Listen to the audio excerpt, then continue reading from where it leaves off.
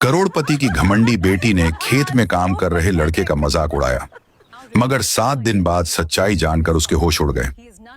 दोस्तों, मुंबई की चमकती सड़कों, ऊंची इमारतों और महंगी गाड़ियों के बीच पली बढ़ी नीना शर्मा को हमेशा से यही लगता था कि दुनिया 2 हिस्सों में बंटी हुई है। एक वह जहां उस जैसे लोग रहते हैं और दूसरा वह जहां बाकी सब लोग रहते हैं।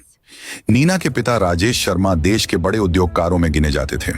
उनकी कंपनी का कारोबार कई शहरों में फैला हुआ था। हजारों लोग उनकी कंपनी में काम करते थे। पैसे, शोहरत और ताकत की उनके पास कोई कमी नहीं थी। लेकिन उसी ऐश आराम के माहौल में नीना के मिजाज में धीरे धीरे एक बदलाव आने लगा था। उसे लगने लगा था कि पैसा ही सबसे बड़ी ताकत है और जो अमीर है सिर्फ वही इज्जत के लायक है। एक शाम राजेश शर्मा दफ्तर से लौटे तो नीना से बोले, नीना, इस हफ्ते हमें अपने गांव सुंदरपुर जाना होगा। नीना ने हैरानी से पूछा, गांव? गांव? किस लिए? राजेश शर्मा ने संजीदा लहजे में कहा, तुम्हारे चाचा के बेटे की शादी है, खानदानी तकरीब है, हमें जाना ही पड़ेगा। नीना का चेहरा फौरन बदल गया। डैड, आप जानते हैं ना, मुझे गांव बिल्कुल पसंद नहीं। वहाँ ना ढंग के होटल होते हैं, ना माहौल। मैं वहाँ कैसे रहूंगी? राजेश शर्मा ने उसकी तरफ देखा और गहरी आवाज में बोले, नीना, जीवन केवल बड़े शहरों और ऐसी कमरों तक सीमित नहीं होता। कभी कभी इंसान को अपनी जड़ों के पास भी जाना चाहिए। नीना ने मन मारकर कहा, ठीक है, मैं चलूंगी, लेकिन सिर्फ इस बार। 2 दिन बाद सुबह एक लग्जरी कार मुंबई से सुंदरपुर गांव की तरफ रवाना हुई। कार में नीना के साथ उसकी 2 सहेलियां भी थीं। रास्ते में शहर की भीड़ धीरे धीरे कम होती गई। बड़े बड़े फ्लाईओवर की जगह अब खेत, दरख्त और खुले मैदान दिखाई देने लगे। नीना खिड़की से बाहर देख रही थी, मगर उसके चेहरे पर कोई खुशी नहीं थी। कुछ देर बाद कार एक कच्ची सड़क पर पहुंची। दोनों तरफ हरे भरे खेत थे। हवा में मिट्टी की खुशबू बसी हुई थी। अचानक नीना की नजर एक खेत पर पड़ी। वहां एक युवा मिट्टी से सने कपड़ों में खेत को पानी दे रहा था। धूप बहुत तेज थी, मगर वह बिना रुके अपने काम में लगा हुआ था। उसके चेहरे पर अजीब सी शांति थी। नीना ने फौरन ड्राइवर से कहा, गाड़ी रोको। कार रुक गई। नीना और उसकी सहेलियां उतरकर उस खेत की तरफ देखने लगी। एक सहेली हंसते हुए बोली, देखो, यही असली गांव वाली जिंदगी है। दूसरी बोली, इतनी गर्मी में भी काम कर रहे हैं, उन्हें थकान नहीं होती क्या? नीना मुस्कुराई और बोली, शायद यही उनकी किस्मत होती है। उनकी आवाज उस लड़के तक साफ पहुंच रही थी, मगर उसने एक बार भी उनकी तरफ नहीं देखा। वह खामोशी से अपना काम करता रहा। नीना को उसकी यह बेपरवाही अच्छी नहीं लगी। उसे उम्मीद थी कि वह कुछ बोलेगा या कम से कम उनकी तरफ देखेगा, मगर उसकी खामोशी जैसे नीना को चुनौती दे रही थी। नीना ने ऊंची आवाज में कहा, लगता है उसे हमारी बातों से कोई फर्क ही नहीं पड़ता। फिर उसने कंधे उचकाए और बोली, चलो यहाँ से, टाइम वेस्ट हो रहा है। तीनों वापस कार में बैठ गईं और गाड़ी आगे बढ़ गई। कुछ देर बाद वह सुंदरपुर गांव पहुंच गई। गांव में शादी का माहौल था। घर के बाहर रंगीन लाइटें लगी हुई थीं। आंगन में लोग इकट्ठे थे। ढोलक की आवाज गूंज रही थी और हर तरफ खुशी का समा था। नीना ने चारों तरफ देखा। यह माहौल उसके लिए बिल्कुल नया था। शाम होते होते शादी की तैयारियां जोरों पर पहुंच गईं। मेहमान धीरे धीरे जमा होने लगे।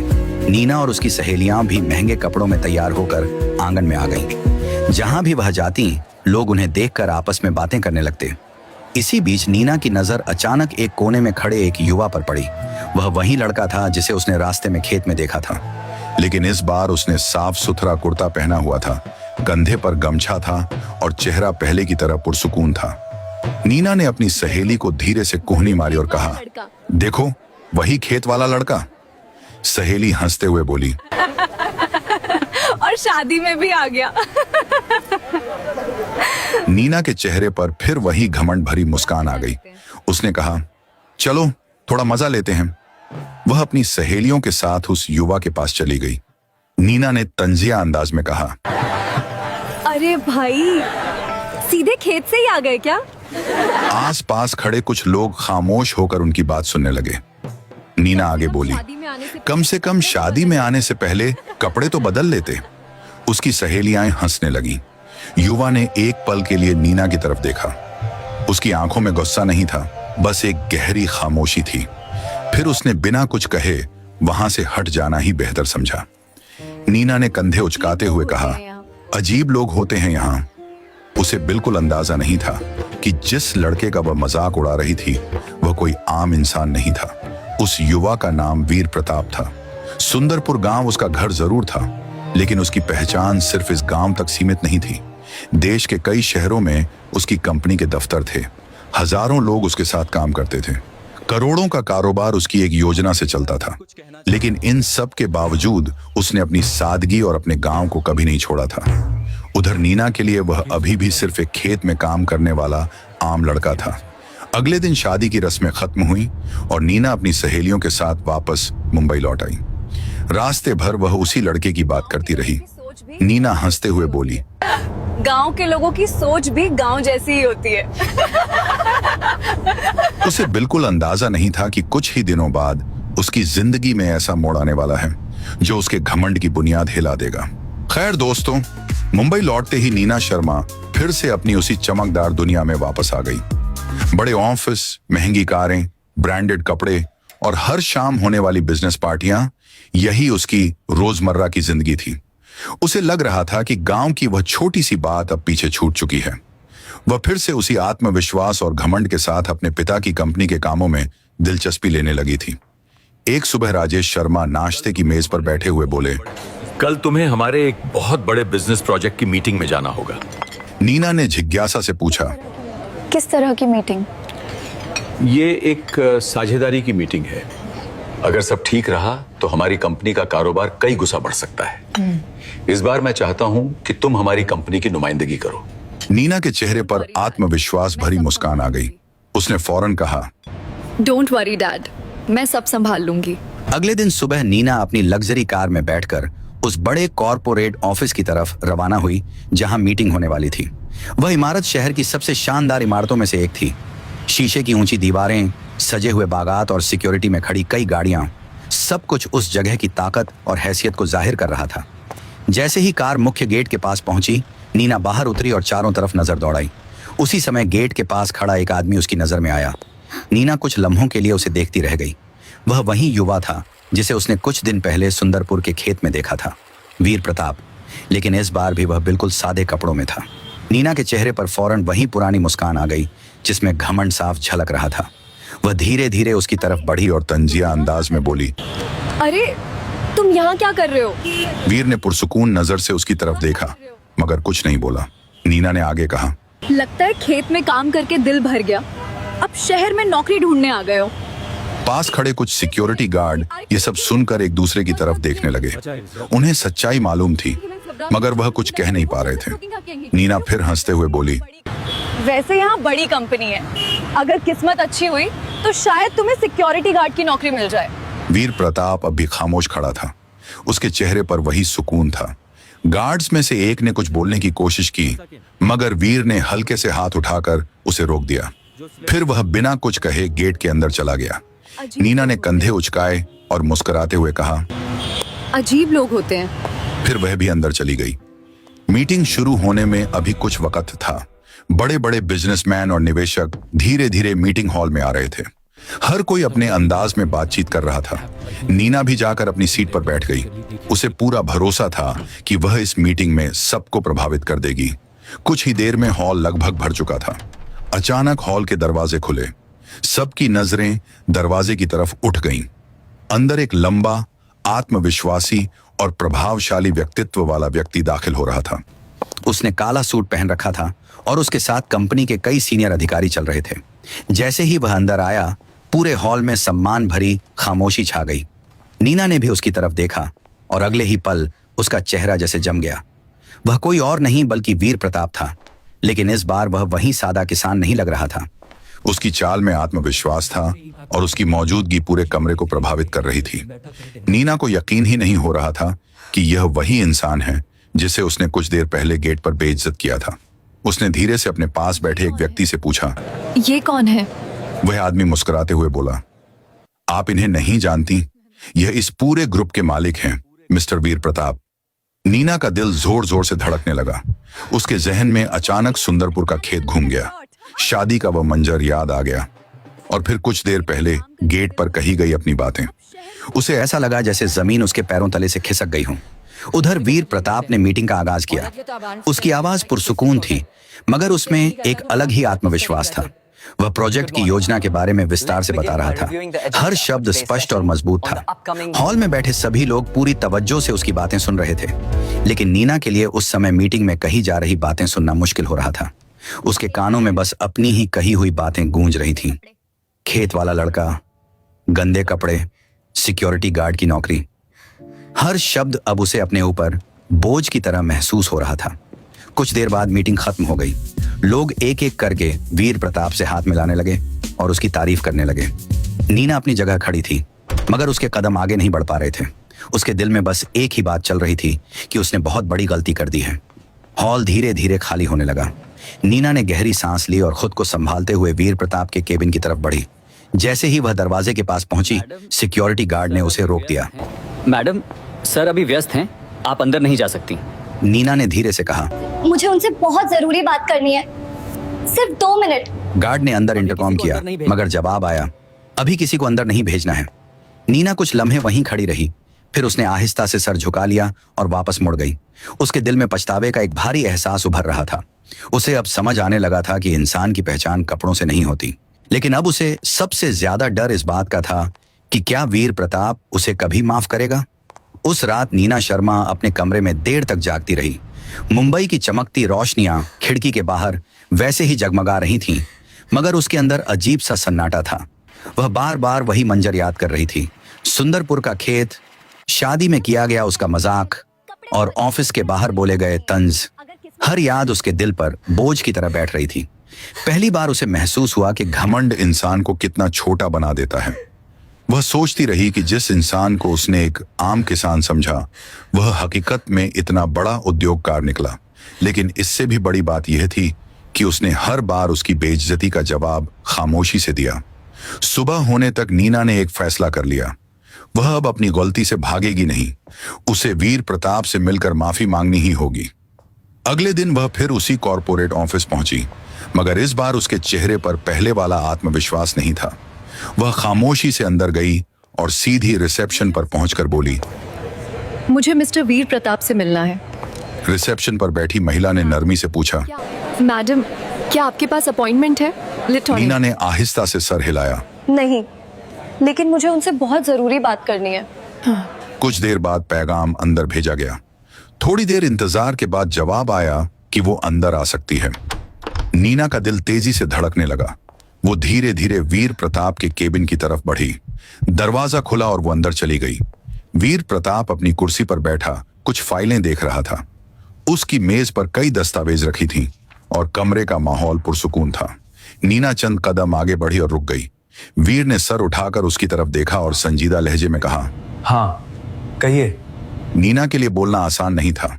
उसकी आवाज हल्की सी कांप रही थी। आपसे माफी मांगने आई हूँ। वीर प्रताप चंद सेकंड खामोश रहा, फिर उसने सीधा सवाल किया, किस बात की माफी? नीना की आंखों में नमी आ गई। उसने आहिस्ता से कहा, मैंने आपको गलत समझा, गांव में भी और यहाँ भी। मैंने आपकी बेइज्जती की। वीर ने कुर्सी पर हल्का सा पीछे होते हुए कहा, तो अब अचानक माफी क्यों? नीना के पास इस सवाल का आसान जवाब नहीं था। उसने बस इतना कहा, क्योंकि अब मुझे अपनी गलती समझ आ गई है। कमरे में चंद लम्हों के लिए खामोशी छा गई। वीर प्रताप ने पुरसुकून मगर गहरी आवाज में कहा, तुम्हें क्या लगा था जो इंसान सादे कपड़े पहनता है वो छोटा होता है? नीना ने नजरें झुका ली। वीर ने आगे कहा, अक्सर लोग पैसे को ही असल पहचान समझ लेते हैं, लेकिन असल पहचान इंसान के काम और उसके बर्ताव से बनती है। नीना खामोश रही। उसके पास कोई जवाब नहीं था। कुछ देर बाद उसने धीमी आवाज में कहा, मैं सच में बदलना चाहती हूँ। वीर प्रताप ने उसकी तरफ देखा। उसके चेहरे पर न गुस्सा था न सख्ती। वो बस पुरसुकून लहजे में बोला, माफी शब्दों से नहीं मिलती। माफी तब मिलती है जब इंसान अपने बर्ताव से बदलाव दिखाता है। नीना ने उसकी बात गौर से सुनी। वीर ने आगे कहा, अगर तुम्हें सच में अपनी गलती समझ आ गई है तो खुद को बदल कर दिखाओ, उसी दिन तुम्हें जवाब मिल जाएगा। नीना ने आहिस्ता से सर हिला दिया। उसने समझ लिया था कि यह सिर्फ माफी का सवाल नहीं, बल्कि उसकी सोच बदलने की शुरुआत है। वो बिना कुछ कहे वहां से बाहर निकल आई। उस दिन के बाद नीना ने अपनी जिंदगी में पहली बार खुद को संजीदगी से देखना शुरू किया। उसने अपने वालिद की कंपनी में काम शुरू किया, मगर इस बार सिर्फ नाम के लिए नहीं बल्कि सच में सीखने के लिए। वो रोज सबसे पहले ऑफिस पहुंचती, मुलाजिमीन से बात करती, उनके काम और परेशानियों को समझने की कोशिश करती। धीरे धीरे लोग भी उसके बदलाव को महसूस करने लगे। एक दिन उसने अपने वालिद से कहा, डैड, मैं कुछ ऐसा करना चाहती हूँ जिससे लोगों की जिंदगी में वाकई फर्क पड़े। राजेश शर्मा ने तजस्सुस से पूछा, क्या करना चाहती हो? नीना ने संजीदगी से कहा, मैं गरीब बच्चों के लिए एक स्कूल बनवाना चाहती हूँ जहाँ उन्हें अच्छी शिक्षा और इज्जत मिल सके। राजेश शर्मा ने चंद लम्हे उसे देखा, फिर मुस्कुराते हुए बोले, अगर तुम्हारा इरादा सच्चा है तो मैं तुम्हारे साथ हूं। कुछ ही महीनों में सुंदरपुर गांव के पास एक नया स्कूल बनकर तैयार हो गया। यह स्कूल सिर्फ एक इमारत नहीं था, बल्कि उन बच्चों के लिए एक नया मौका था जिन्हें पहले पढ़ने का मौका नहीं मिला था। नीना रोज वहां जाती, बच्चों के साथ बैठती, उनसे बातें करती और उनकी पढ़ाई में मदद करती। अब उसके चेहरे पर पहले वाला गुरूर नहीं था, वहां सिर्फ सादगी और अपनापन दिखाई देता था। गांव के लोग जो पहले उसे शहर की घमंडी लड़की समझते थे, अब उसके इस बदलाव को देखकर उसे इज्जत देने लगे थे।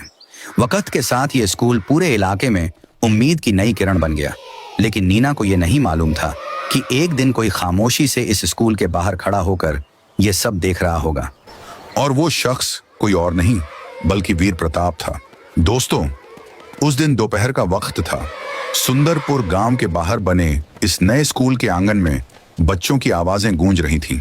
कोई बच्चा पढ़ रहा था, कोई मैदान में खेल रहा था और कुछ बच्चे दरख्त की छांव में बैठकर अपनी कॉपियों में लिख रहे थे। पूरे माहौल में एक सादगी थी, मगर इसी सादगी में उम्मीद की चमक भी साफ दिखाई दे रही थी। स्कूल के केंद्रीय दरवाजे के बाहर एक काली कार आकर रुकी। कार से उतरकर एक नौजवान ने धीरे से स्कूल के बोर्ड को देखा। इस पर बड़े हरूफ में लिखा था, नवदीप शिक्षा विद्यालय। उसने चंद लम्हे बोर्ड को देखा, फिर स्कूल के अंदर कदम रख दिया। आंगन में खड़े एक बुजुर्ग से उसने पूछा, ये स्कूल किसने बनवाया है? बुजुर्ग ने फख्र से कहा, साहब, शहर के बड़े उद्योगपति की बेटी ने बनवाया है।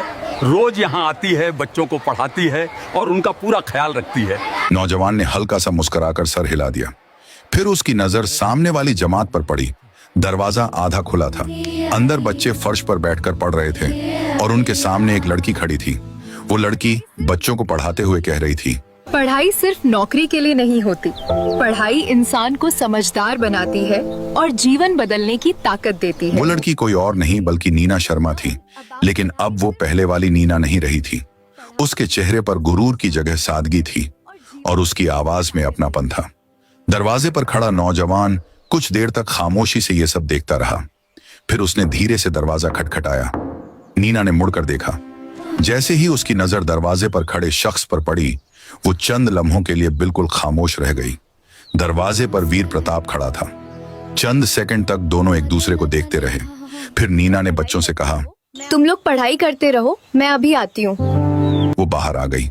वीर ने चारों तरफ नजर दौड़ाई। बच्चों की हंसी, उनके चेहरों की खुशी और स्कूल का माहौल बहुत कुछ कह रहा था। वीर ने पुरसुकून लहजे में पूछा, तो ये सब तुमने किया है? मैंने बस कोशिश की है खुद को बदलने की। वीर चंद लम्हे खामोश रहा, फिर बोला, बदलाव शब्दों से नहीं आता, काम से आता है। और यहाँ जो मैं देख रहा हूँ वो सच्चा बदलाव है। नीना की आंखें हल्की सी नम हो गईं। उसने धीरे से कहा, उस दिन आपने कहा था कि माफी कमानी पड़ती है, मैं बस वही करने की कोशिश कर रही थी। वीर प्रताप मुस्कुराया और बोला, और तुमने वो कमा ली है। चंद लम्हे दोनों खामोश खड़े रहे। हवा हल्के हल्के चल रही थी और स्कूल के मैदान में बच्चे खेल रहे थे। वीर ने नीना की तरफ देखा और धीरे से कहा, नीना, मैं तुमसे एक बात पूछना चाहता हूँ। नीना ने खामोशी से उसकी तरफ देखा। वीर ने कहा, जब मैंने तुम्हें पहली बार खेत में देखा था तब मुझे लगा था कि तुम सिर्फ पैसे की दुनिया में रहने वाली लड़की हो, लेकिन आज मैं देख रहा हूँ कि तुम में दूसरों के लिए कुछ करने की सच्ची चाहत है। नीना खामोश रही। वीर ने आगे कहा, मैंने जीवन में बहुत लोगों को देखा है, लेकिन बहुत कम लोग होते हैं जो अपनी गलती मानकर खुद को बदलते हैं। तुमने वो किया है। फिर उसने हल्की मुस्कुराहट के साथ कहा, और शायद इसी वजह से मैं तुम्हें अब पहले से अलग नजर से देखता हूँ। नीना ने हैरानी से उसकी तरफ देखा। वीर ने सीधे लफ्जों में कहा, नीना, मुझे लगता है कि मैं तुम्हें पसंद करने लगा हूँ, और अगर तुम्हें भी ठीक लगे तो मैं चाहता हूँ कि हम अपनी जिंदगी साथ गुजारने के बारे में सोचें। चंद लम्हों के लिए जैसे वक्त ठहर गया। नीना की आंखों में हल्की हैरानी थी, मगर उसके चेहरे पर एक सच्ची मुस्कुराहट भी थी। उसने आहिस्ता से कहा, शायद ये सब पहले होता तो मैं इसे समझ नहीं पाती, लेकिन अब मुझे समझ आता है कि रिश्ते पैसे से नहीं, इज्जत और समझ से बनते हैं। वीर ने उसकी बात गौर से सुनी। नीना ने हल्की मुस्कुराहट के साथ कहा, अगर आपको लगता है कि हम साथ मिलकर अच्छा काम कर सकते हैं तो मुझे भी कोई आपत्ति नहीं है। कुछ ही दिनों बाद वीर प्रताप अपने खानदान के साथ राजेश शर्मा से मिलने मुंबई पहुंचा। दोनों खानदानों के दरमियान बातचीत हुई। राजेश शर्मा ने जब अपनी बेटी के चेहरे पर खुशी देखी तो उन्होंने भी इस रिश्ते के लिए फौरन रजामंदी दे दी। कुछ वक्त बाद सुंदरपुर गांव में ही एक सादा मगर खुशियों से भरी शादी हुई। गांव के लोग, शहर के मेहमान और स्कूल के बच्चे सब इस शादी के गवाह बने। वही गांव जहां कभी नीना ने एक आम किसान समझकर वीर का मजाक उड़ाया था, उसी गांव में अब दोनों की नई जिंदगी की शुरुआत हो रही थी। वक्त के साथ वीर और नीना दोनों ने मिलकर उस स्कूल को और बड़ा बना दिया। अब वहां सैकड़ों बच्चे पढ़ते थे और उनकी जिंदगी में नए सपने जन्म ले रहे थे।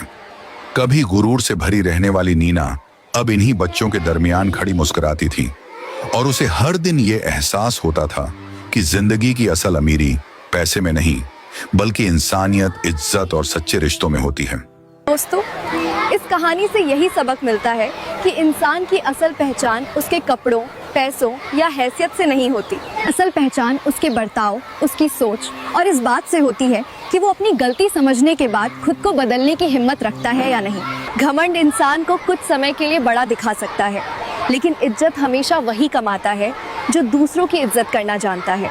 अब आप बताइए, अगर आप वीर प्रताप की जगह होते तो क्या आप नीना को इतनी आसानी से माफ कर देते या उसे पहले खुद को साबित करने का मौका देते? और क्या आपको लगता है कि नीना का बदलाव वाकई दिल से था या हालात ने उसे बदलने पर मजबूर कर दिया? आप होते तो क्या ऐसी गलती करने वाले इंसान पर दोबारा भरोसा कर पाते?